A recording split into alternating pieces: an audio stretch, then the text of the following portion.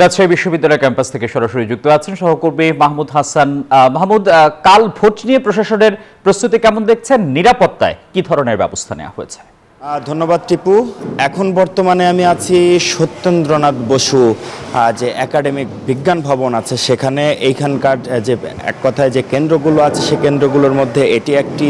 এখানে ঠিক 56টা বুথ করা হবে এবং সেটারই কাজ চলছে এখন একেবারেই সেই কাজটি চলছে। আমরা যেটা দেখেছি যে অন্যান্য জায়গার যে হলগুলো রয়েছে বা ভবনগুলো রয়েছে সেগুলো মোটামুটি প্রস্তুত করা হয়েছে। এখনও এই ভবনের এই বুথগুলো প্রস্তুতের কাজ চলছে এবং যারা প্রস্তুত করছেন তারা কিন্তু বেশ জোরে সোরেই সেই প্রস্তুতির কাজ সম্পূর্ণ করার চেষ্টা করছেন। আর কমিশন থেকে যেটা জানানো হয়েছে যে নির্বাচন নির্বিঘ্ন করতে এবং নির্বাচনের যতগুলো প্রস্তুতির প্রয়োজন সেগুলো আজ সন্ধ্যার মধ্যে সম্পন্ন করা হবে।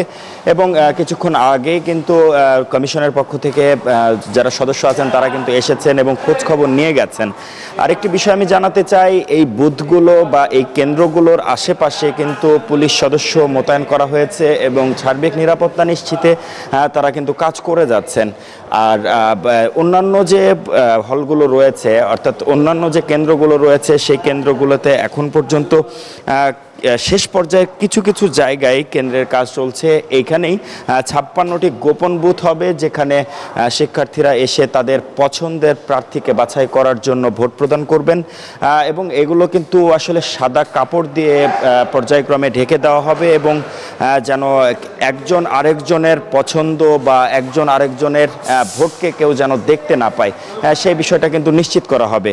এখনও কিন্তু এখানে যে বাঁশ দিয়ে যে বুথ তৈরির কাজ সেটা কিন্তু চলমান রয়েছে। বাঁশগুলো কেটে কেটেই ঠিক পর্যায়ক্রমে সাজানো হচ্ছে।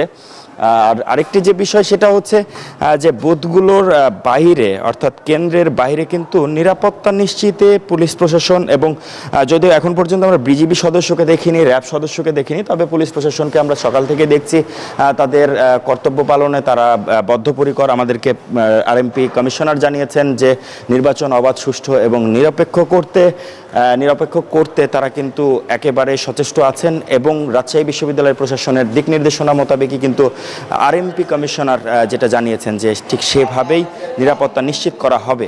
তো এই ছিল আমার কাছে সর্বশেষ তথ্য। টিপু। মাহমুদ হাসান, আপনাকে ধন্যবাদ।